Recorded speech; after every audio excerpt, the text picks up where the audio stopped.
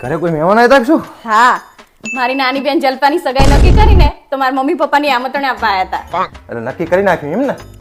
મને પૂછ્યું નહીં. એવું કઈ ના હોય. હવે જલપાને જ્યાં ગમ્યું ને કર્યું. હા ભાઈ હા, હવે તો તમે બધા બાના જ કાઢવાના ને છોકરીના નામના. અને તમને કહું, જમાઈનો સ્વભાવ બહુ મસ્ત છે અને એના મા બાપની ગામમાં ઇજ્જતે બહુ છે.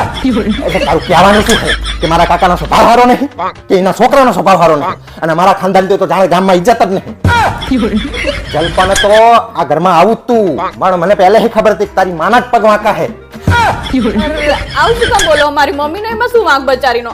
હવે તારી માં બચારી નહીં, મારા મોઢે તું બોલાવરાઈશ નહીં, તો હું ચોપડો ખોલીશ ને તો તું સાંભળી નહીં કે મારા કાકાનો છોકરો દેખાવડો નતો, ભણેલો ગણેલો નતો, અમારી જોડે સારી સંપત્તિ નહીં, પણ તારી માના જ પગ પહેલેથી વાંકા હતા.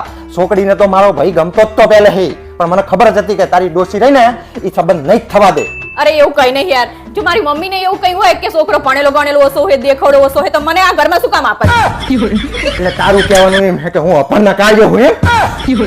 એ ભગવાન, હું તમને એવું કહેતી નહીં, હું તમને ઉદાહરણ આપું છું કે જો એવું હોત ને તો મને શું કામ આપત આ ઘરમાં? હશે હવે યાર, જવા દો ને બધું. હવે જવા જ દેવાનું હું બધું. તો હું બેગ તૈયાર કરું ને. તારે જવું હોય તો જજે, હું તને કહી દઉં છું. હું ક્યાંય આવવાનો નહીં, કારણ કે મને કઈ પૂછ્યું નહીં અને તને ચોખ્ખી વાત કહી દઉં છું કે કવર ની અંદર 100 રૂપિયા પૂરીને જાપજે. આપણે કઈ હરક પદુડા થઈને બેટા બેટા આપવાના થતા નહીં.